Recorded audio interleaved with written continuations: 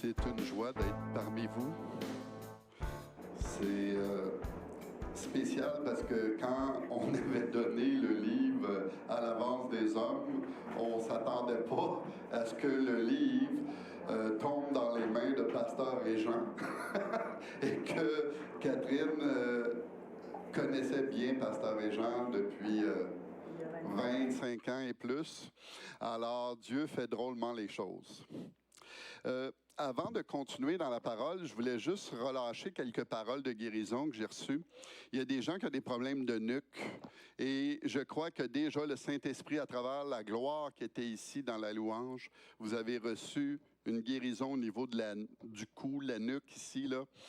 Un autre, c'est au niveau de les reins en arrière ici, dans le côté droite. Tu avais une douleur là, je ressens que la douleur, elle est partie. Le Saint-Esprit t'a déjà touché pendant le temps de louange. Et Santia, j'ai une parole pour toi.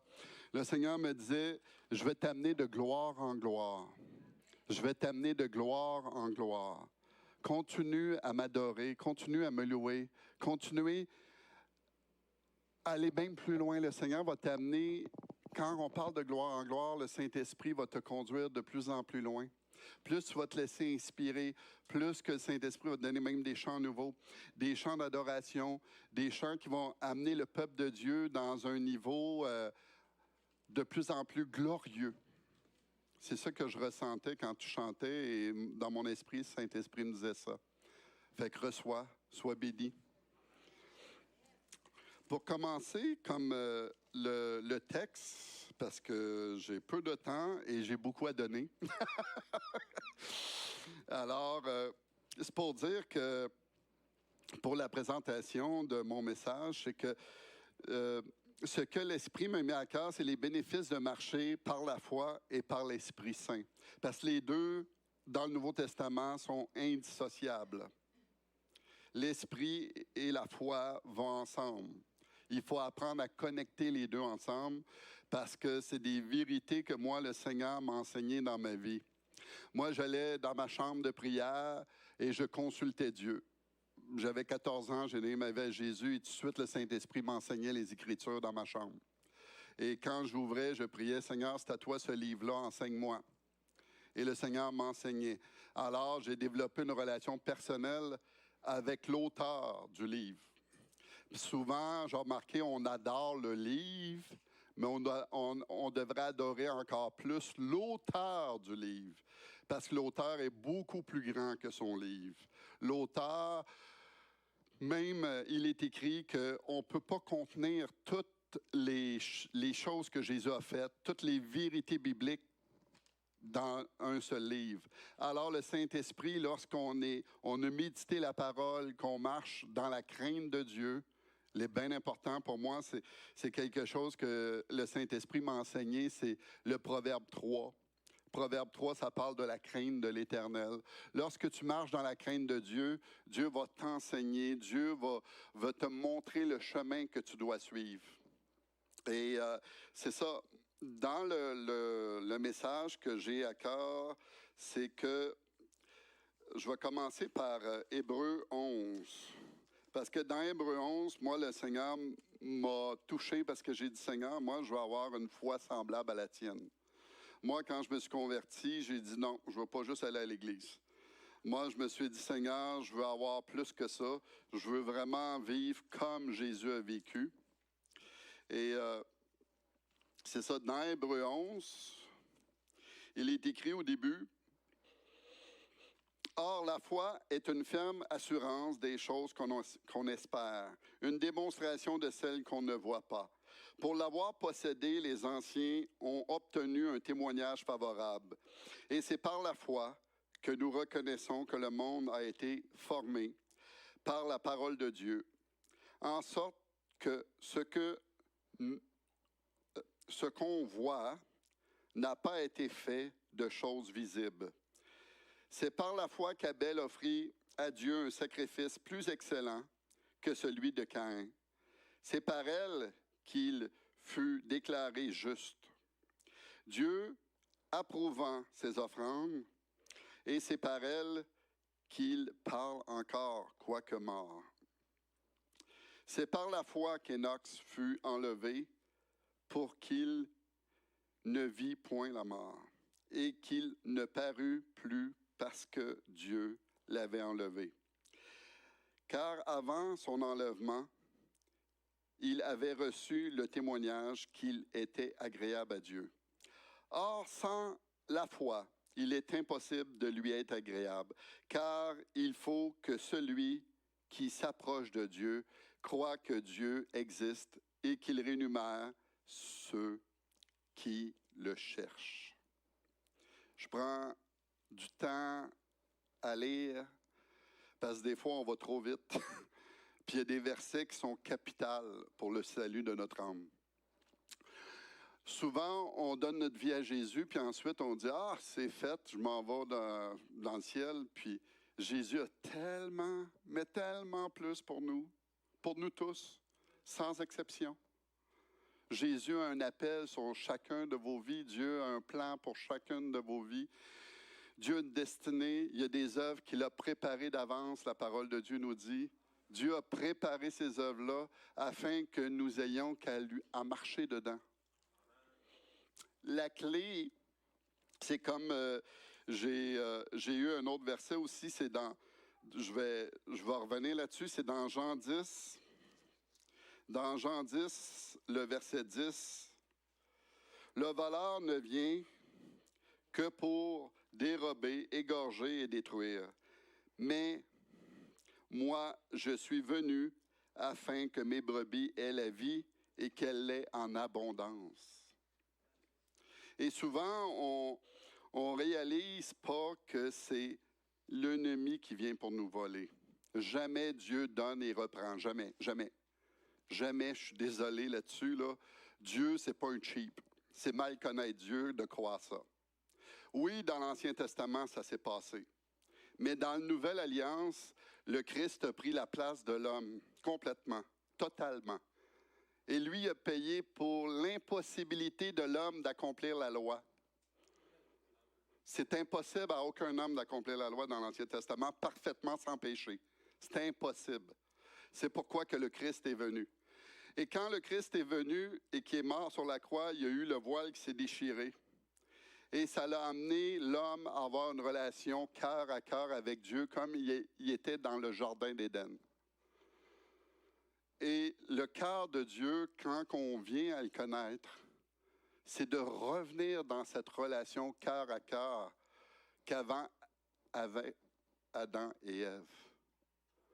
C'est très important de comprendre ça parce que souvent, moi, j'ai connu des gens qui adoraient les Écritures, puis je les écoutais parler, puis je dis, non, ils connaissent la parole par cœur, mais c'est du jugement qu'il y a dans leur cœur envers les gens. Ils accusent, ils prononcent des paroles de malédiction. Et là, je dis, my God, ils ne comprennent pas le cœur de Dieu. Parce que Jésus, dans Isaïe 61, il nous révèle c'est quoi son cœur. Puis le cœur de Jésus, dans Isaïe 61, c'est clair.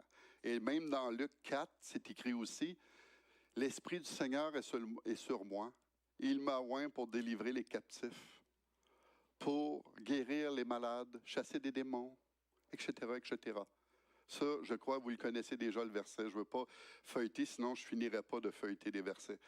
Et ça, c'est le cœur de Jésus encore aujourd'hui, jusqu'à son retour. C'est très important de comprendre son cœur, parce que quand on comprend son cœur, il y a bien des fardeaux qui tombent. Des fois, on essaye par nos forces de faire l'œuvre de Dieu, puis c'est pour ça que beaucoup de gens tombent en dépression, parce que Dieu, au contraire, dit non, rentre dans mon repos. Dans Hébreux 4, c'est écrit « Efforcez-vous de rentrer dans le repos ». Le repos, ce n'est pas juste le salut et « OK, je suis sauvé, je ne fais plus rien ». C'est que je rentre dans son repos dans le but d'une chose, d'aimer le Seigneur. J'apprends à le connaître à travers sa parole. Moi, je l'ai médité, la parole, quand je me suis converti jour et nuit pendant presque 3-4 ans. J'étais tout seul dans ma chambre et je méditais jour après jour les Écritures. Et le Saint-Esprit m'enseignait à chaque jour la parole. À chaque jour, le Saint-Esprit me rappelait les Écritures. Parce que le Saint-Esprit ne se sépare pas de la parole. Le Saint-Esprit va te conduire dans l'Écriture, il va t'enseigner toutes choses, il est fidèle. Et moi, j'ai fait confiance, comme Jésus a dit à ses disciples dans Jean 17. Là, je veux pas, comme je vous dis, j'en ai trop de versets pour rentrer dans les détails, on ne finirait pas. Et dans Jean 17, il est écrit, « Père, je ne te prie pas juste pour les 12 que tu m'as donnés, mais je prie aussi pour tous ceux qui croiront par leur parole en moi. » Et moi, quand j'étais jeune, j'avais 14 ans, je n'étais pas le plus calé à l'école. Au contraire, j'étais dans le bas de la vague. Et j'ai dit, Seigneur, il y a juste toi qui connais les Écritures, puis je te prie de me l'enseigner. Et le Saint-Esprit était fidèle à m'enseigner les Écritures, au point qu'il m'a ouvert l'esprit pour que je la comprenne comme les disciples sur le chemin d'Emmaüs. J'ai vécu une expérience tellement forte que les Écritures, c'était comme si je l'avais toujours lu. C'est une révélation qui est venue puissante par l'Esprit de Dieu. Parce que je crois que tout homme qui est né de l'Esprit va entendre le vent souffler, il va suivre le vent de l'Esprit. Parce qu'on ne peut pas juste marcher parce qu'il est écrit. Oui, il est écrit, mais si on se base juste sur la parole sec, sans l'Esprit, c'est la mort. Si on marche par l'Esprit, l'Esprit va rendre vivantes les Écritures. Et comme Jésus a dit dans Jean 10, il va vous donner une vie abondante. C'est pourquoi souvent on est là puis on cherche Seigneur à gauche et à droite. Pourtant, la parole de Dieu nous dit dans Proverbe 3, « Ne te crois pas sage à tes propres yeux, mais reconnais l'Éternel dans toutes tes voies. » Souvent, on est là, on achète la grosse auto, puis après ça, on se dit « Oups, je pense que j'ai fait une erreur, Seigneur. » tu sais. Ou on fait des moves sans consulter Dieu. On devrait le consulter pour tous les moves qu'on fait. Parce que Dieu veut ça, Dieu veut cette relation, Dieu veut cette intimité avec nous. Il veut qu'on soit capable de communiquer ensemble, que tu sois dans ton auto, que tu sois dans ta chambre. Tu devrais prier en langue continuellement. Tu devrais avoir un esprit de prière. Moi, le Seigneur m'a amené à exercer ça dans ma vie très jeune, développer une relation intime avec Dieu, d'avoir une communion intime avec lui, parce que je savais que peu importe qu'est-ce qu'on me disait, moi, ma foi, là, j'étais responsable devant Dieu, de ma foi. Peu importe qu'est-ce qu'on me dit. Je suis responsable de ma foi devant Dieu. Et surtout avec les temps qui viennent, qu'on voit aux États-Unis déjà là, des ravages. Moi, le Saint-Esprit m'avait tout révélé ça. J'avais conté ça à ma femme, elle capotait. Elle dit, comment tu peux savoir ça? Il n'y a rien qui se passe. Le Saint-Esprit me l'a dit. Il m'avait révélé en 2003-2004 qu'il y aurait des ravages et que je voyais des vents renverser des buildings, je voyais des villes être détruites. Et j'avais conté ça à ma femme. La parole, comme on vient de lire, c'est que plus tu cherches Dieu, plus Dieu se plaît en toi. Et il va te révéler encore plus de choses. Parce que c'est ça la relation. C'est que tu devrais être au courant de ce qui s'en vient prochainement parce que c'est ça que le cœur de Dieu pour nous. C'est pas pour des élites, c'est pour tout le monde. Dieu ne fait pas d'exception, la parole de Dieu dit de personne. Alors Dieu veut pour tout le monde que nous soyons connectés avec lui d'une façon qu'on ressent déjà ce que Dieu va faire prochainement devant nous. Moi, je travaille comme peintre à mon compte et souvent, juste compter une petite anecdote, là, ma femme et moi, en 2001, quand on s'est mariés, 2-3 mois avant, le Seigneur me donne un rêve, puis il monte... J'étais dans l'avion, ma femme et moi, avec notre habit de noces, là, et dans le rêve. Et là, je vois des Arabes avec des mitraillettes qui étaient dans l'avion, puis qui me disaient vous allez mourir. Et ça, j'ai eu le rêve dans le mois de juillet. Et le 8 septembre 2001, on s'est mariés un samedi, il a fait 40 avec l'humidex, on ne s'attendait pas à ça, on s'est dit on va faire ça à l'extérieur, en septembre il va faire froid, on va être bien, on n'aura pas trop chaud. Il a fait 40 avec l'humidex cette journée-là. Et nous, on devait partir en avion pour faire un voyage de noces, mais moi j'avais prié parce que le rêve m'avait réveillé la nuit là, à 2 reprises d'affilée. Le rêve me revenait continuellement. Et là, c'était tellement intense que je me réveillais et je priais en langue. Je dis, Seigneur, je ne comprends pas ce que tu veux me dire. Je sais que Dieu parle par les rêves. Dieu a parlé avec Joseph par des rêves. Alors, Dieu, il est fidèle. Dieu, il sait que des fois, on est occupé par la vie, alors il va nous parler par des rêves.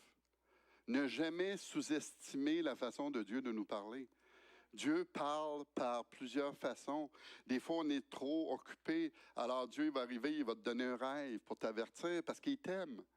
Il t'aime. C'est à nous juste de dire, Seigneur, je suis ton serviteur, puis révèle-moi ce que ton cœur désire, puis moi, je suis juste à l'écoute. Moi, j'avais cette attitude de dire, Seigneur, je veux juste être à l'écoute de ta voix. C'est juste ça que je veux, comme dans Jean 10. Parce que quand tu es à l'écoute de la voix de Dieu, tu es une bénédiction pour les autres. Tu peux apporter la bénédiction parce que tu peux prévenir un couple que j'ai eu dernièrement, même une autre anecdote. Oui, je reviens. Et les deux messieurs arabes que j'ai vus qui avaient des mitraillettes qui voulaient nous tirer, j'ai parti à rire devant eux parce que je savais que j'étais avec Dieu. J'avais une paix et je riais. Je me dis, ouais, pensez, vous allez me tuer. Pas de problème, vous croyez ça. Pas de problème. Moi, j'avais une foi d'enfant devant eux, puis j'ai dit, Seigneur, ma vie t'appartient, peu importe ce qui m'arrive, je suis à toi. Et c'est ça, en fin de compte, j'ai tellement pris en langue parce que je ne comprenais pas le rêve, parce qu'il n'y a jamais eu d'attentat aux États-Unis avant cette date-là, qui était le 11 septembre 2001. Et là, j'ai dit, j'ai compté ça à Catherine, on a prié en langue, et tout à coup, Catherine a reçu un appel, puis c'est le gouvernement fédéral qui l'appelle et qui offre un emploi, puis à cause de la date, il fallait qu'elle commence prochainement, alors on n'avait pas le temps de dire « OK, on s'en va en voyage à l'extérieur ». On a remis le voyage de noces à un autre temps.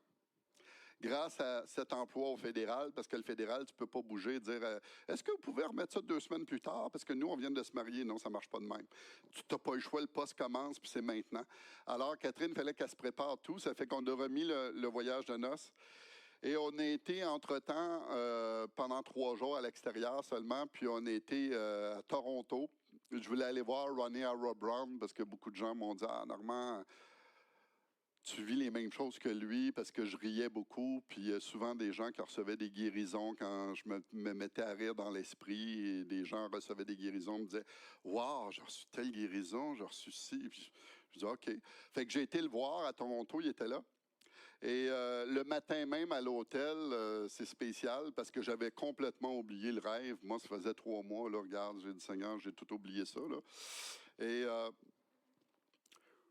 quand j'ai vu les avions à la télévision, à l'hôtel, frapper les tours, j'étais là, j'ai dit, wow, qu'est-ce que c'est ça, cette affaire? Et là, tout à coup, le Saint-Esprit me rappelle le rêve. Parce que le Saint-Esprit est fidèle. Il nous rappellera toute la vérité. Et c'est lui qui nous instruit, c'est lui qui nous enseigne, c'est lui qui nous révèle le cœur de Dieu, c'est le Saint-Esprit. C'est pour ça qu'il est écrit dans Jean 17, « Je vous enverrai le Consolateur qui sera éternellement avec vous, jusqu'au retour de Jésus. » Et là, le Saint-Esprit me montre ça, puis là, il me rappelle le rêve. Là, je dis à Catherine, je touche Catherine, j'ai dit, « Hey, c'est mon rêve, ça. » Puis là, quand j'entends parler que c'était des terroristes qui ont fait ça, là, j'ai dit, wow, j'ai dit, c'est spécial, là. J'ai dit, c'est exactement comme dans le rêve que j'ai eu, mais je ne comprenais pas le rêve à premier abord. Mais j'ai intercédé en langue parce que je ne comprenais pas, parce qu'il n'y avait jamais eu ça avant. Alors, tu vois la fidélité comme on a chanté un matin les chants, wow! C'est extraordinaire parce que la fidélité de Dieu, Dieu est fidèle, Dieu est bon, Dieu veut nous enseigner, il veut nous instruire, il veut nous montrer la voie à suivre. Et il y a un autre verset qui m'est venu, c'est dans Jean 3, le verset 8, qui dit « Le vent souffle où il veut, et tu en entends le bruit, mais tu ne sais d'où il vient, ni où il va. Il en est ainsi de tout homme ou femme qui est né de l'Esprit de Dieu. » Parce qu'en Jésus-Christ, souvent, on voit que les gens font des nuances, mais moi, j'en fais pas. Parce que Jésus, il le dit, il dit, il n'y a ni homme ni femme. Alors, souvent, l'Écriture parle, c'est l'homme, mais dans le fond, hommes et femmes, tous ceux qui croient font partie du royaume des cieux. Il n'y a ni homme ni femme pour Dieu.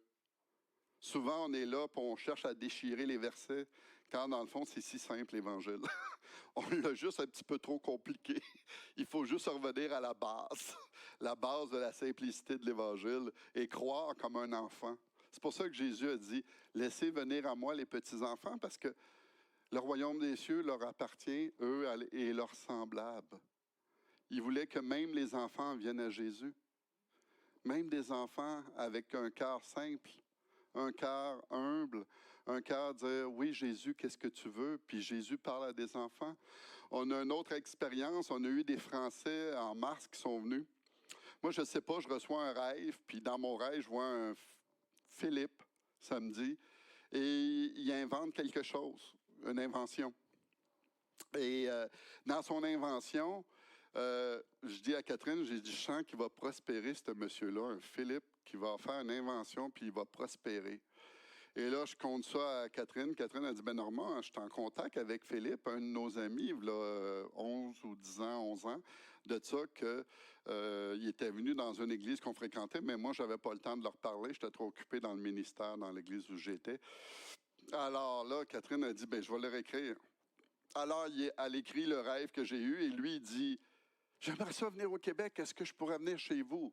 Et là, Catherine, normalement, elle dit, moi, je suis dans ma bulle, mes enfants sont dans leur bulle, ils vont déranger notre bulle, alors on n'aime pas ça, se faire déranger. Il y a juste mon mari qui aime avoir l'action dans la maison. C'était pas planifié, ça. Et là, en fin de compte, on a décidé d'un commun accord. Catherine a dit, Normand, elle dit, oui, on va les recevoir. Et là, leur enfant, lui, qui était avec eux depuis, il était né au Québec, et tout de suite après, il fallait qu'il reparte en France.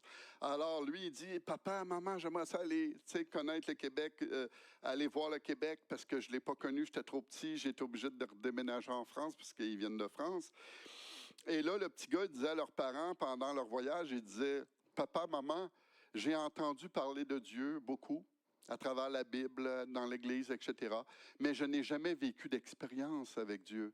Et j'aimerais vivre des expériences avec Dieu pour vraiment le connaître, lui, le vrai Dieu.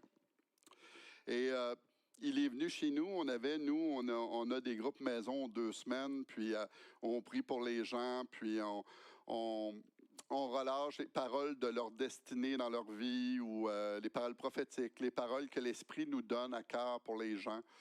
Et on a parti un groupe comme ça. Et là, le couple français était venu pendant cette semaine-là. Alors, on a prié pour eux. J'avais reçu une parole de connaissance qu'il y avait quelqu'un qui avait problème dans le ventre. Et le petit gars, il lève sa main, il dit, oui, c'est moi. Ça fait que là, on prie pour lui. Et lui, dans sa douleur, il dit, quand tu as prié, il dit, j'ai senti la douleur partir. Puis il dit, j'ai senti que plus que vous priez pour moi, on était 3, 4 qui priaient pour eux. Et il dit, je chantais que j'étais rempli comme un ballon d'hélium. Le petit gars, il avait 10 ans, je me rappelle bien. Il se sentait comme un ballon d'hélium se remplir, remplir, remplir. Et là, il a senti son fardeau partir. Puis là, il a dit, « Wow! » Là, il commence à nous parler pendant la réunion. Là, il dit, je vois des anges. Ben, lui, il voyait des bonhommes blancs. Moi, j'ai tout de suite compris que c'était des anges qu'il voyait dans l'esprit. Il n'avait jamais vu ça de sa vie. Il voyait des boules de feu qui tombaient comme dans la salle où on était pour prier. Et je voyais que c'était le Saint-Esprit. Alors, là, lui, il nous a conté que il avait reçu des rêves pendant le temps qu'il était à la maison. Il avait reçu des visions de la part du Seigneur, même la fin des temps, comment ça arriverait. Moi, je ne sais pas. Moi, j'arrive, puis le Seigneur me dit, dis-lui qu'il va être comme Daniel dans la parole. Il va recevoir des rêves, des songes, des visions de la fin des temps. Et moi, je lui dis ça comme ça, par l'Esprit de Dieu, sans savoir qu'est-ce qui arriverait. Et je ne m'attendais pas à ça, que 2, 3 jours après, il y avait déjà eu ces rêves-là, ces songes-là dans la maison. Et il nous raconte ça le lendemain matin quand on se lève. Il dit, « Hey, j'ai eu un rêve, puis j'ai vu comment ça va arriver, etc. » Puis tout. Et là, il dit à ses parents, en tout cas, là, C'était le plus beau voyage que j'ai fait de venir ici au Québec parce que j'ai connu Dieu d'une façon intellectuelle dans son Église, mais il n'opérait pas dans aucun don, beaucoup. Le pasteur était très ouvert. Il dit, oui, si vous avez des paroles, allez-y. Mais l'important des paroles, c'est que vous êtes une bénédiction.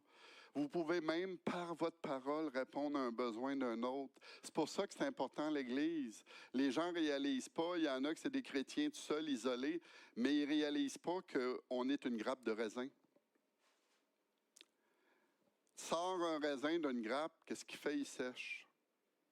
Laisse les raisins après la grappe, ça amène la vie. Continuellement. Parce qu'un peut encourager l'autre, l'autre peut encourager l'autre. Et la parole de Dieu le dit très bien quand je parlais de rentrer dans son repos. À chaque jour, on devrait s'encourager comme croyants.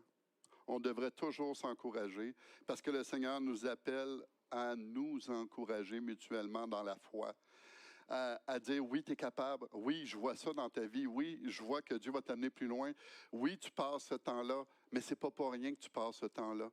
Moi aussi, j'ai passé des temps difficiles dans ma vie, puis j'ai tombé dans les Écritures qui me disaient, dans Romains 5, de 1 à 5, ça parle que Dieu éprouve notre fidélité éprouvée avec l'épreuve et que l'épreuve doit arriver à nous amener à un sujet de joie.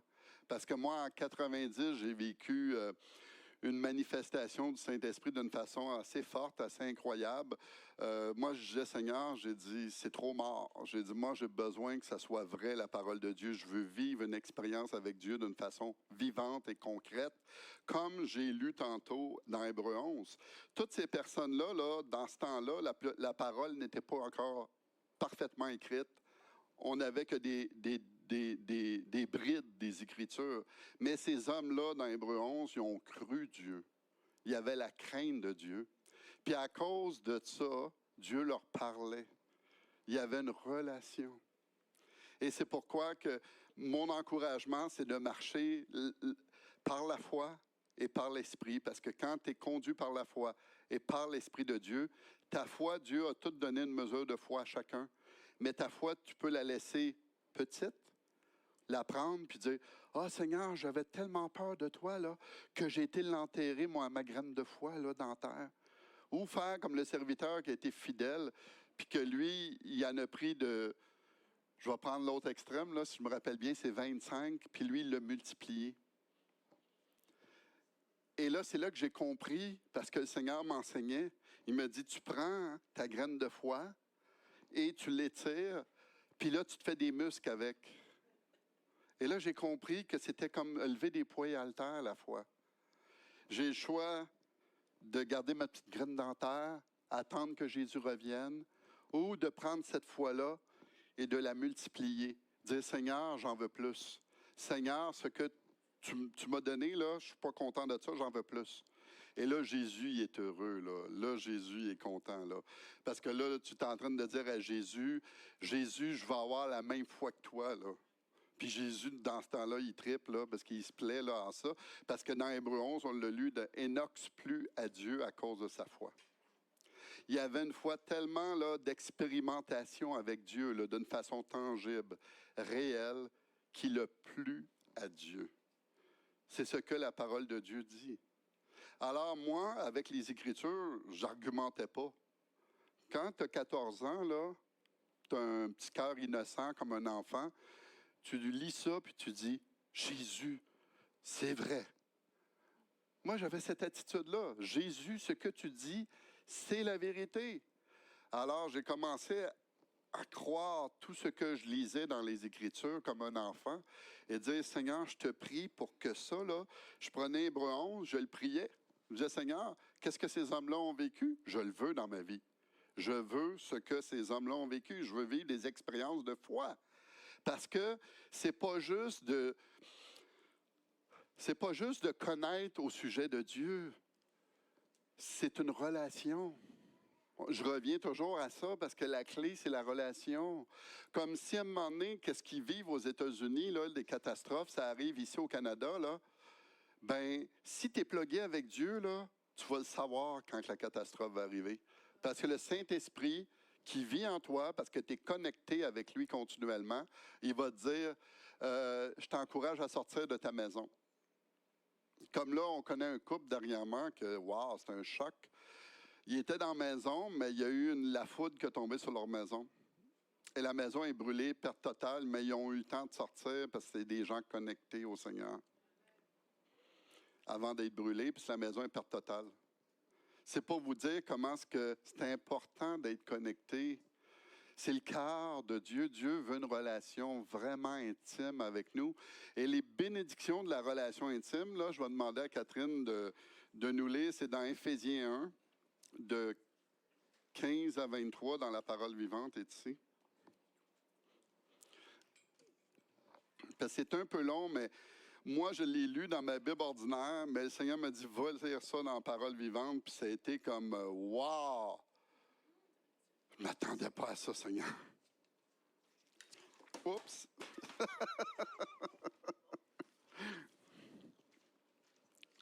Il va te l'ouvrir. Tiens ça.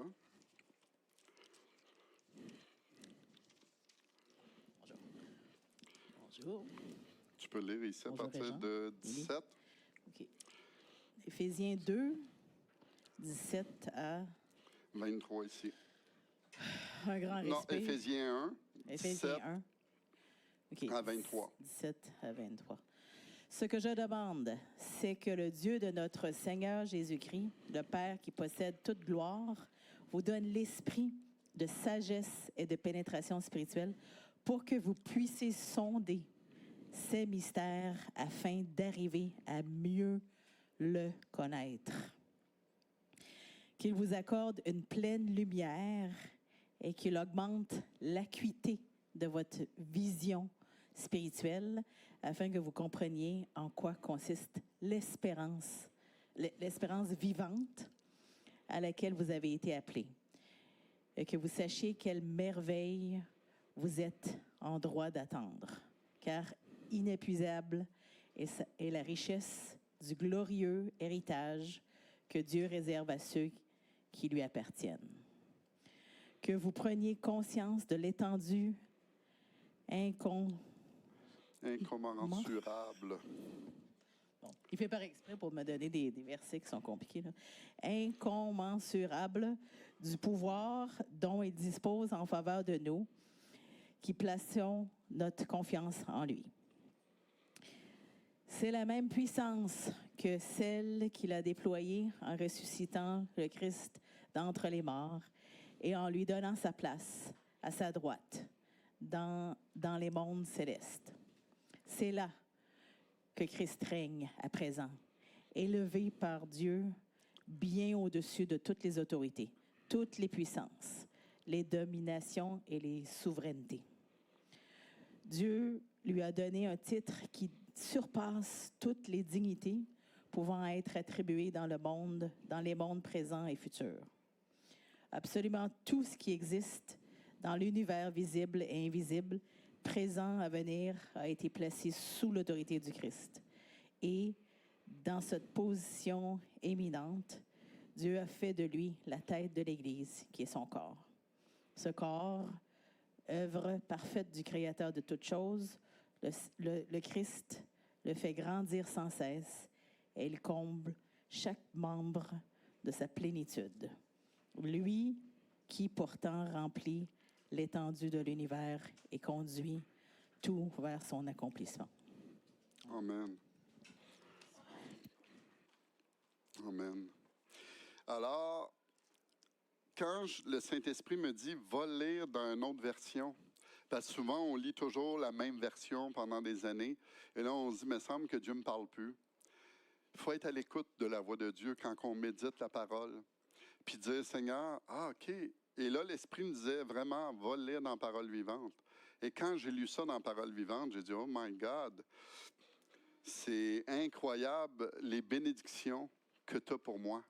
C'est vraiment incroyable toutes les bénédictions qu'on a lues dans la parole. Quand tu penses à... Je vais juste revenir sur des points là, qu'il dit, là. Puis moi, ça m'a frappé. Là. il demande que Dieu vous donne que par son esprit, qu'on ait une pénétration dans le monde spirituel et que vous soyez capable de sonder ces mystères afin de mieux le connaître. Et moi, qu'est-ce que j'ai fait?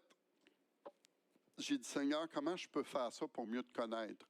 Et l'Esprit me dit, loue-moi, adore-moi avec intensité. Et plus que je le louais, plus que je l'adorais dans l'intensité, plus que Dieu me révélait des choses nouvelles. Et plus que Dieu me révélait des choses nouvelles, plus que je marchais dans cette onction-là de l'Esprit par rapport à cette onction de l'adoration. Plus je rentrais dans l'adoration, c'est comme les sacrificateurs dans l'Ancien Testament qui rentraient dans le lieu très saint. Et plus je rentrais dans le lieu très saint, plus j'avais des songes, des rêves, des visions de la part du Seigneur. Parce que comme on a lu tantôt dans Hébreux 11, Dieu récompense celui qui le recherche.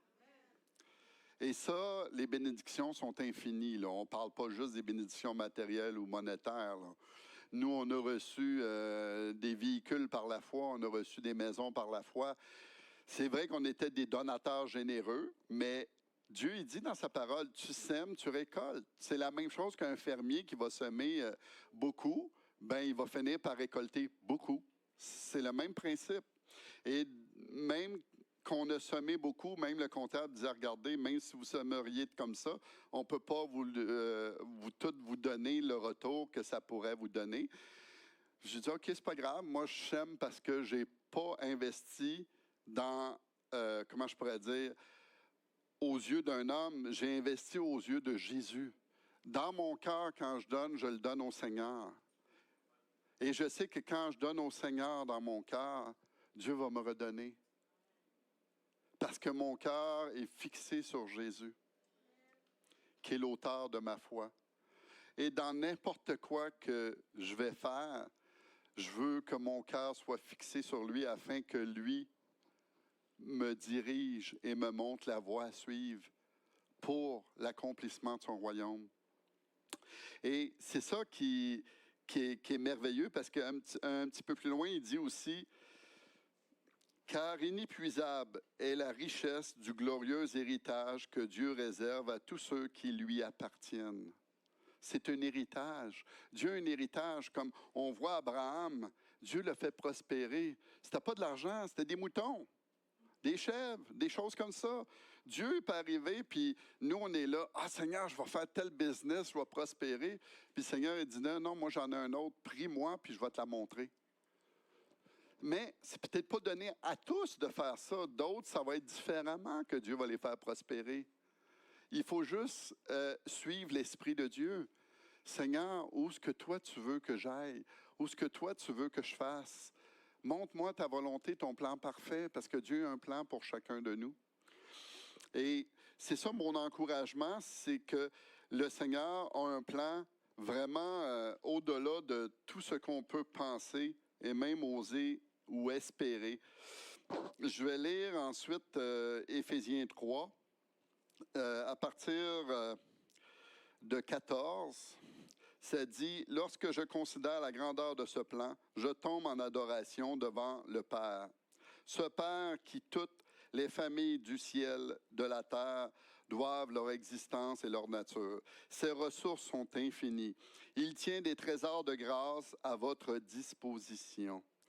Je lui demande que par son esprit, vous puissiez vous en saisir, qu'il vous fortifie et qu'il renouvelle votre être intérieur afin que vous puissiez grandir et progresser et que votre foi, le Christ, puisse faire de vos cœurs sa demeure permanente. Alors, solidement fondés sur lui, plongeant vos racines profondément dans l'amour, vous serez aussi à même, dans la communion avec les autres chrétiens, de sonder toutes les dimensions du plan de Dieu pour vous et de réaliser à quel point l'amour du Christ est long, large, profond, élevé, et que vous puissiez connaître vous-même cet amour, bien qu'il surpasse tout ce qu'il est possible de connaître ici-bas, jusqu'à ce que votre être soit rempli de la pleine présence divine.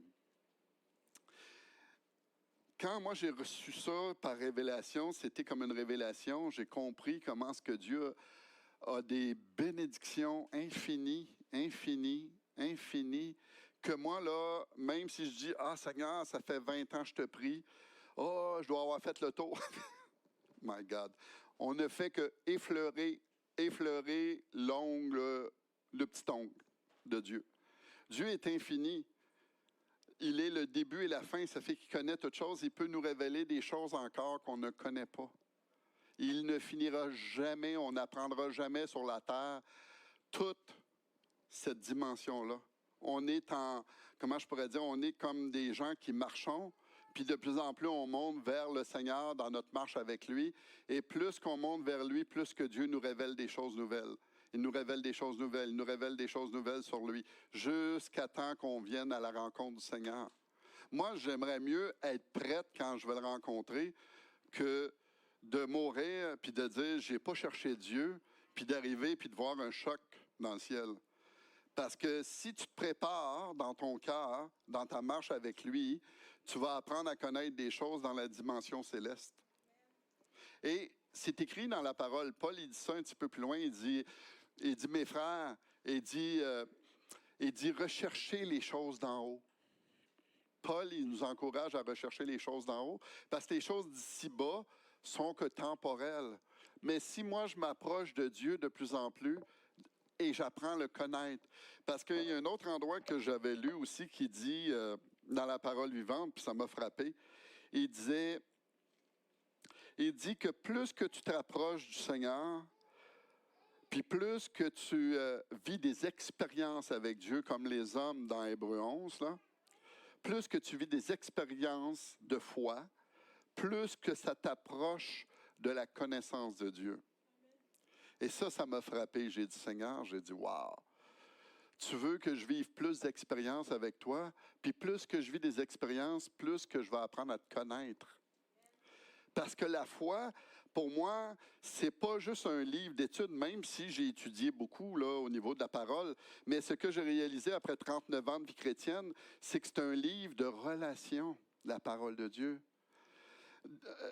Malheureusement, on en a fait des études grecques avec ça, mais le cœur de Jésus, il est hébraïque.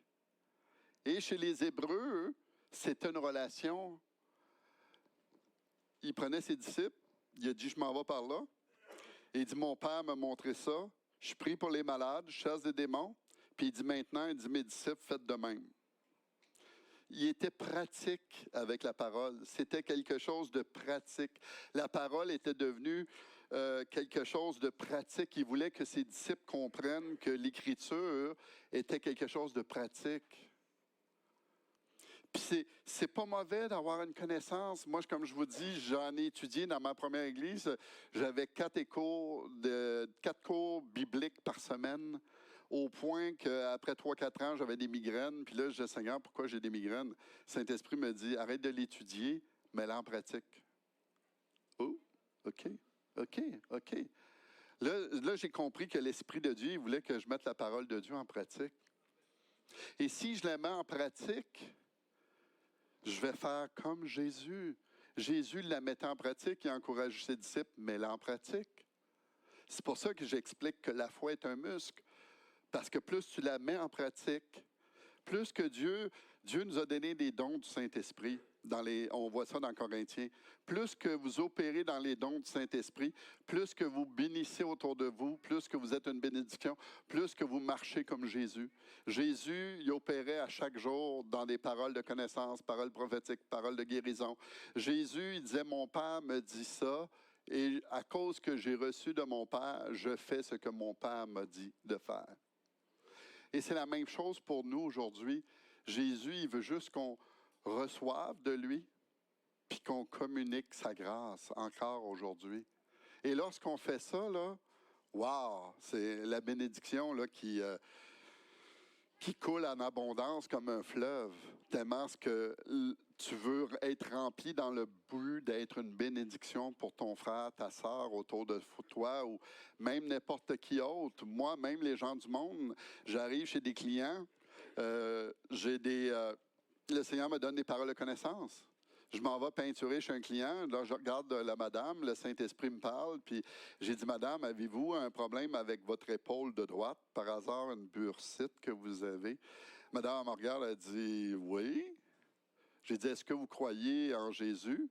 La madame, elle me dit, oui. Fait que là, j'ai dit, est-ce que vous voulez que je prie pour vous? J'ai dit, moi, j'impose les mains, puis j'ai vu beaucoup de gens être guéris, parce que je crois que Jésus guérit encore aujourd'hui. La madame me dit oui. Alors, j'ai prié pour son épaule, et la madame a été complètement guérie de son épaule. Elle n'a plus eu de douleur dans la même journée, comme elle l'a dit. Et là, c'est parce que moi, je travaillais, alors j'ai prié, je suis parti, j'ai continué mon travail, je suis revenu. Parce qu'elle, elle me dit, Normand, depuis que tu as prié, j'ai plus mal à mon épaule. Alors là, j'ai dit, est-ce que tu voudrais maintenant recevoir l'auteur de ta guérison? Parce que souvent, on veut inverser les choses, puis c'est pas comme ça que Jésus faisait. Des fois, on est là, donne ta vie à Jésus, puis après ça, Jésus va faire de quoi pour toi? C'est pas vrai. Jésus va te bénir en premier, il va te toucher, il va te combler de bénédictions, puis il va dire, tu voudrais-tu maintenant recevoir l'auteur? Parce que moi, c'est ça que j'ai fait. J'ai demandé à madame, voudrais-tu recevoir l'auteur de ta guérison?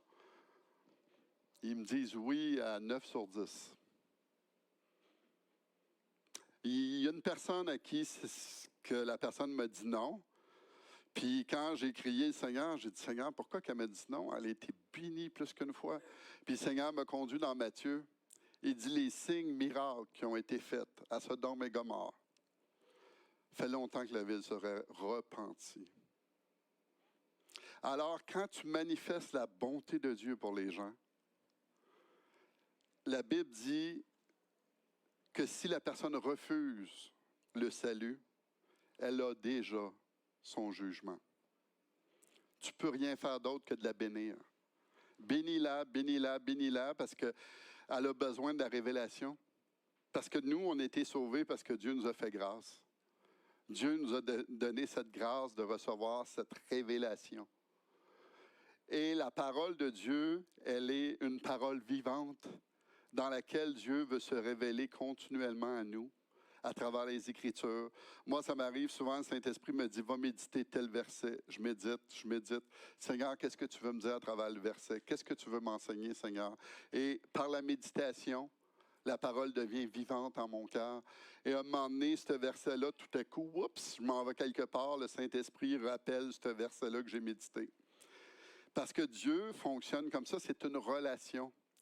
C'est une parole vivante et la parole amène la relation. Et cette relation, c'est ce qui est le plus merveilleux. C'est comme moi puis mon épouse, on a appris à se connaître. Mais si j'aurais juste étudié sur ma femme seulement, toute ma vie, sans la toucher, sans avoir de relation avec elle, je ne peux pas dire que je la connais. C'est juste abstrait, c'est juste loin. Et c'est ça la nuance entre la religion et la relation. La religion étudie au sujet de Dieu, mais la relation, c'est de vivre une pénétration avec l'Esprit de Dieu, de vivre cette intensité avec Dieu. On voit les apôtres qui ont vécu ça. Jean, sur l'île de Patmos, a vécu ça. Il a tellement vécu d'intensité avec Dieu qui était sur l'île de Patmos. Il a reçu des révélations, des choses nouvelles. C'est grandiose de vivre cette relation-là. C'est grandiose parce que vous allez vous en sortir, je dirais, 100 fois plus béni. Peu importe les épreuves, oui, j'en ai vécu des épreuves. Et le Seigneur m'a demandé, en 90, comme j'ai compté tantôt, j'ai vécu une joie surnaturelle parce que j'avais besoin de vivre l'onction du Saint-Esprit. Et j'ai ri pendant 5-6 heures de temps, au point que j'avais mal dans le ventre de rire comme ça. Et là, j'ai dit, Seigneur, pourquoi tu fais ça, Seigneur, en moi? Pourquoi que je vis cette expérience de joie tellement forte que je n'étais pas capable de m'arrêter de rire. Et là, j'ai demandé au Seigneur, dis-moi pourquoi, parce qu'on va me demander des explications. Parce que là où j'allais, il y avait de la misère avec ça. Et là, j'ai dit, le Seigneur m'a parlé, je priais, je dis, Seigneur, qu'est-ce que tu veux me dire? Et là, il m'a montré que dans le Jourdain, quand Jésus a été baptisé, il est écrit que le Saint-Esprit, quand Jésus a visité Jean pour être baptisé, et il a sorti, il y a eu une colombe qui est venue. Et dans le verset, il dit, dans une des traductions, il est écrit, « Et j'ai mis en lui toute mon affection. » Et dans un autre verset, c'est écrit, que j'ai lu dans une autre traduction, « Et j'ai mis en lui toute ma joie. » Alors, c'est là qu'on voit que les Écritures sont vivantes, parce qu'on expérimente la parole de Dieu d'une façon tangible. Et quand j'ai vécu ça, là, j'ai compris que Dieu a mis toute sa joie, parce que moi, pendant tout le temps avant, j'étais une personne dépressive, mélancolique, vivais dans le passé, puis j'étais toujours dans le passé. Puis là, depuis que j'ai vécu cette expérience de joie en 90, même j'ai vécu des épreuves par-dessus la tête, là, que même des amis m'ont dit, Normand, tu devrais pleurer avec toutes les épreuves que tu as vécues. J'ai parti à rire. Là, j'ai dit, Seigneur, j'ai dit, où ça dans la Bible, c'est écrit qu'il faut partir à rire dans les épreuves. Puis là, le Seigneur m'a dit, va voir dans Jacques. Là, je commence à lire Jacques 1, versets de 2 à 4. Il dit, considérez comme un sujet de joie les diverses épreuves. Là, j'ai dit, quelqu'un qui lit ça intellectuellement, lui, il ne comprend pas ça. J'ai dit, il faut que tu le vives vraiment pour le comprendre. Il faut que tu vives vraiment une expérience surnaturelle avec Dieu pour que Dieu te fasse rire comme ça dans l'épreuve. Et ensuite, quand j'ai demandé à Dieu, pourquoi j'ai ri tant que ça? Il m'a dit, tu avais des blessures. Tu avais des frustrations, même envers l'Église, tu avais des blessures. Et le Seigneur a dit, si je veux t'utiliser pour mon royaume, je ne veux pas que tu sois un serviteur blessé, je veux que tu sois un serviteur guéri. Comment veux-tu guérir ton voisin, comme Jésus a dit aux pharisiens, si toi-même tu es aveugle? Si toi tu es full de blessures en dedans, comment tu vas vouloir guérir ton prochain? Jésus dit, premièrement, guéris-toi toi-même. Reçois de la part du Seigneur ta guérison. Et quand le Seigneur vient et te guérit dans ton cœur, tu vas arriver vers l'autre, tu vas dire, regarde, j'ai passé ça, puis je sais qu'est-ce que tu passes, puis j'ai la compassion dans mon cœur pour prier avec toi, puis t'aimer. Parce que c'est la véritable chose, c'est l'amour. Je pourrais connaître les Écritures de la tête aux pieds, manifester des dons, faire des miracles, guérir des malades, chasser des démons. Mais si je n'ai pas l'amour, c'est un gros zéro.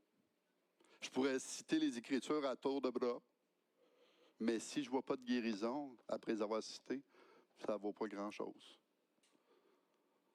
C'est l'amour qui est au-delà de toute chose, qui est là, qui est en haut, au-delà des Écritures, au-delà de tout. Si j'ai compris le premier commandement de Jésus, aime le Seigneur ton Dieu de tout ton cœur, de toute ton âme, bien Jésus, par la puissance du Saint-Esprit, dans Romains 5,5, il est écrit, je vais vous remplir du Saint-Esprit. Et le Saint-Esprit, c'est lui le garant de l'amour de Dieu. Par la puissance du Saint-Esprit, on vient être inondé de son amour. Et quand j'ai vécu cette expérience de joie-là, là, une chose que j'avais remarquée de ma vie, je serrais tout le monde dans mes bras, j'aimais tout le monde. Wow! J'avais tellement vécu une expérience tellement intense avec Dieu, là, que je voulais juste aimer les gens après. Là, j'ai dit, wow, j'ai dit ça, c'est surnaturel, là, parce que dans le naturel, je ne suis pas porté à faire ça. Alors là, je voyais que c'était vraiment l'amour de Dieu qui m'a touché, qui m'a transpercé, qui a transfiguré mon être afin que je puisse aimer les gens, avoir la compassion et prier pour eux.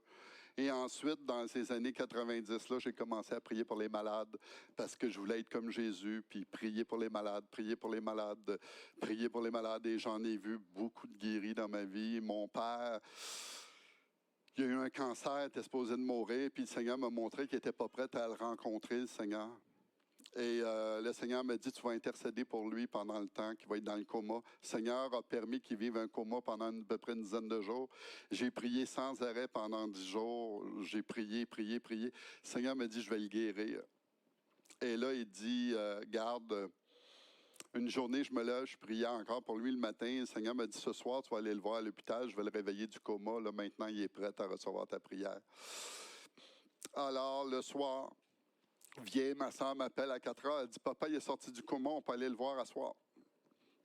J'ai dit, wow, c'est vraiment Dieu qui me parlait. Alors, le soir, j'arrive, puis je parle avec mon père. Mon père était religieux, très orgueilleux. Il admettait jamais ses torts. Il m'a jamais serré dans ses bras une seule fois. Jamais, jamais, jamais, jamais. Il était un alcoolique, il nous battait, il venait fou avec la boisson. Alors là, qu'est-ce qui s'est passé? C'est que j'ai dit à mon père, j'ai dit, papa, est-ce que tu voudrais que je prie pour toi parce que pour tes poumons, je crois que Jésus veut te guérir. Le Seigneur m'a dit de prier pour toi. Il dit oui, je le sais. Et il dit, Dieu me l'a dit pendant que j'étais dans le coma. Dieu lui a parlé pendant son coma. Et Dieu lui a dit, ton fils va venir, reçois la prière, puis tu vas être guéri de tes poumons. Mon père, il fumait depuis l'âge de 16 ans, 3 à 4 paquets par jour. Il avait les poumons noirs, les deux bords. Les médecins, il y avait des radios, puis c'était clair que les 2 poumons étaient finis. Alors, il devait mourir. Il était vraiment en phase terminale. Alors, j'ai obéi au Seigneur, j'ai imposé mes mains sur lui à l'hôpital. Après que mes frères et sœurs soient partis, j'ai pris un temps seul avec lui, j'ai prié pour lui. Et mon père a reçu la prière. On a senti un feu de Dieu tomber dans l'hôpital sur lui. Et mon père pleurait à chaudes larmes. Moi-même, j'ai eu des larmes aussi de sentir la présence de Dieu tellement forte. Et mon père a fait ce geste-là qu'il n'a jamais fait dans ma vie. Il m'a pris dans ses bras. Puis il me dit, mon fils, je t'aime. Je t'aime, mon fils. Je t'aime. Et ma mère me disait, celui qui était le préféré à battre dans la maison, c'était toi, Normand. Mon père, dans tous les 7 enfants, je viens d'une famille de 7 enfants, celui que mon père violentait le plus, c'était moi. Parce que quelqu'un qui est alcoolique, souvent des mauvais esprits, mais l'amour a triomphé. Parce qu'il a senti l'amour de Dieu, Dieu l'a guéri, puis il dit, je sais que je suis guéri. Mon père n'arrêtait pas de dire, je sais que je suis guéri, je sais que je suis guéri, je sais, il n'arrêtait pas de dire ça. Et il s'est promené dans l'hôpital, sur l'étage, pour dire à tout le monde qu'il était guéri. Là, j'ai dit, wow, j'ai dit, il s'est fait passer pour un fou. Mon père, il avait un orgueil très élevé, mais là, Dieu l'avait comme descendu dans son humilité pas mal bas, là, pour qu'il fasse ça, là, c'est comme un miracle, là, tu sais. Et les médecins ont fait les radios, et quand les médecins ont fait des radios, ils ont dit, Monsieur Labelle, on ne comprend pas du tout qu'est-ce qui se passe. Les radios nous montrent que vous avez 2 poumons roses. On ne comprend pas qu'est-ce qui se passe. Et mon père, après ça, a mis des effigies de Jésus. Je n'ai pas essayé de dire, ben papa, garde. J'ai juste dit à mon père, tu sais, papa, la plus grande chose que Jésus veut de toi, c'est ton cœur. J'ai dit, n'importe quand, tu peux y donner ton cœur, parce que là, tu as vécu l'amour de Dieu, tu as vécu expérimenter l'amour de Dieu dans ta vie, là. J'ai dit, Jésus, c'est ton cœur qui veut. Et je suis convaincu que mon père a donné sa vie au Seigneur. J'y avais même laissé des petits pamphlets sur l'amour de Dieu qui parlait du salut, tout. Et quand il est mort, le Seigneur m'avait dit, j'y donne 3 ans pour qu'il se rapproche de moi avant d'arriver au ciel, parce que pendant le temps que je priais pour lui, j'ai eu des rêves de mon père qui avait la chienne de mourir. Il avait peur d'arriver devant Dieu. Il y avait une peur effroyable dans mes rêves. Je voyais mon père qui, non, je ne veux pas aller, non, non, non, je ne suis pas prête pour monter vers le Seigneur. Il y avait une peur. Mais l'amour de Dieu, parce que Dieu l'a touché puissamment, ça a fait qu'il a été sécurisé dans l'amour de Dieu et il a appris à connaître l'amour de Dieu. Et quand il est mort 3 ans plus tard, date pour date, qu'est-ce que l'Esprit de Dieu m'avait révélé 3 ans plus tard, il est décédé. Et avant de mourir, il a appelé tous ses amis, puis il a dit à ses amis, il dit, savez-vous que c'est ma dernière année parmi vous.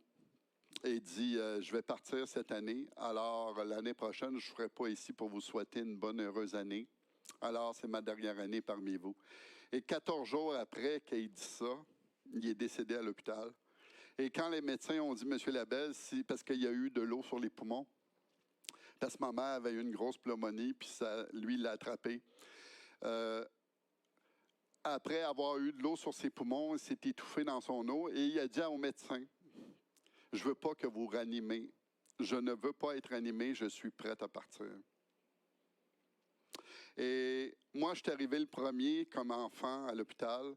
Et j'avais une foi d'enfant, j'étais prête à prier pour la résurrection. J'étais un peu fou dans ma foi. Fait que là, j'étais prête à prier, Seigneur, ressuscite-là. Et là, j'entends la voix de l'Esprit qui me dit, « Non, il ne veut pas, il est prêt. » Ah oui, Seigneur? Oui. Ça me disait, il ne veut pas, il est prêt. OK, Seigneur. C'est beau. Alors, j'arrive pour me revirer de bord. Le médecin arrive. Puis la première parole qu'il me dit, il dit, on a voulu ranimer votre père, mais votre père n'a pas voulu. Il a dit, je suis prête. C'est incroyable. Et j'ai eu un de mes amis qui est venu, puis il m'a dit, Normand, il dit, ton père, là, je voyais une grande lumière sur lui. Lui ici a un don prophétique, puis il marche dans la parole prophétique, puis lui, il n'était pas au courant de toute l'histoire. Mais quand il l'a vu, il dit, j'ai vu un vaisseau lumineux sur ton père, c'est incroyable la lumière qui dégageait. Fait qu'il était avec le Seigneur. C'est comme l'histoire, souvent, on voit dans la parole du larron sur la croix. T'en as un qui maudissait Dieu, et l'autre, il a dit, moi, j'ai la crainte de Dieu. Tu n'as pas la crainte de Dieu? Puis Jésus, à cause qu'il avait juste la crainte de Dieu, il n'a pas fait l'ABC du salut, là. Il a juste dit, j'ai la crainte de Dieu. Puis à cause qu'il avait la crainte de Dieu, Jésus, il dit, aujourd'hui même, tu seras avec moi dans le paradis. C'est là que, quand tu apprends à méditer les Écritures, puis tu vois toutes ces révélations-là, tu dis, « Wow, Jésus, tu penses vraiment pas comme moi. » Moi, j'ai fait faire l'assurance salut, le ci, le ça. Puis Jésus me montre que lui, dans son amour, il dit non, à cause qu'il avait la crainte de mon nom, aujourd'hui, tu seras avec moi dans le paradis. Il a craigné Dieu. Comme un peu on voit dans les actes aussi, Corneille, il craignait Dieu. Et c'est pour ça que le Seigneur a envoyé Pierre vers lui, l'apôtre Pierre. La crainte de Dieu, c'est le début de la sagesse, mais aussi c'est le début de la connaissance de Dieu. D'apprendre à le connaître dans la crainte de Dieu. Puis la crainte, c'est pas, comme on a entendu souvent dans la religion, le châtiment de Dieu. Non, on a une fausse conception de la crainte de Dieu. La crainte de Dieu, c'est un saint respect de la personne de Dieu, point final. C'est de dire, Seigneur, je te considère plus grand que moi, puis à cause je te considère plus grand que moi, je m'humilie devant toi, puis je te donne toute la gloire, toute la louange, toute l'honneur, toute la puissance, parce que tu es plus grand que moi, tu connais toutes choses mieux que moi-même. Et c'est ça la crainte de Dieu, dans le fond. C'est un respect pour Dieu. Et cet homme-là sur la croix, il l'a eu. Amen. C'est ce que Dieu a mis sur mon cœur pour vous encourager à croire, parce que lorsqu'on croit puis qu'on marche dans cette fidélité avec lui, là, c'est extraordinaire. Je ne peux pas vous compter. Je sais que dans le livre, on a raconté des histoires. Là. Prenez les livres, vous allez voir. Là, je suis supposé être mort plusieurs fois, moi. Puis à cause du Saint-Esprit, parce que je suis en relation avec lui, soit il me donne un rêve d'avertissement. J'ai été sur une lumière à Montréal, puis le Saint-Esprit me dit, arrête, elle était verte. J'ai dit, Seigneur, elle est verte la lumière. J'ai breaké sa lumière verte. Il y a un fou qui a passé à toute vitesse l'autre bord. J'ai vécu ça, moi. Je l'ai entendu par d'autres prédicateurs, mais je l'ai vécu. Fait que là, je dis, OK, c'est vraiment Dieu. Ben, je priais en langue dans mon auto, je priais, et le Saint-Esprit me dit, arrête! Là, j'arrête, je dis, Seigneur, elle est verte la lumière. Boum! Je vois un auto passer de même devant moi. Et j'en ai plein d'histoires dans le livre que vous allez lire. Si vous pouvez vous le procurer, s'il y en a assez, les livres ici, là. Puis il y en a un autre qu'on a écrit, ça s'appelle « Tous orange » aussi. C'est plein aussi de témoignages, de miracles. Comment que quand tu es conduit par l'Esprit de Dieu, tu es un fils de Dieu.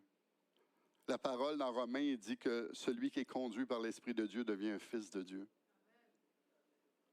Il faut être conduit par l'Esprit, surtout dans les derniers temps dans lesquels on est. Encore plus. Parce que les problèmes, les difficultés vont se multiplier. C'est pas moi qui le dis, c'est Jésus qui en parle dans Matthieu que ça va arriver. Fait que tant que ça l'arrive, je suis aussi bien d'être préparé, puis de dire, Seigneur, je vais être aux aguets parce que je vais être prête.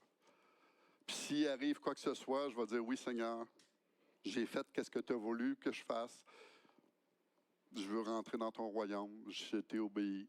Je me suis humilié devant toi, puis j'ai accepté. Alors, s'il y a quelqu'un ici qui est ici pour la première fois, qui n'a pas développé cette relation avec Dieu, j'aimerais faire un appel, si tu désires. Vraiment, si tu désires cette communion avec Dieu, on aimerait prier pour toi. Si tu n'as jamais connu, expérimenté cet amour de Dieu, ou ce que Dieu peut t'amener à plus avec lui, j'aimerais ça t'inviter, si tu veux. Et tantôt, on va prier pour les gens.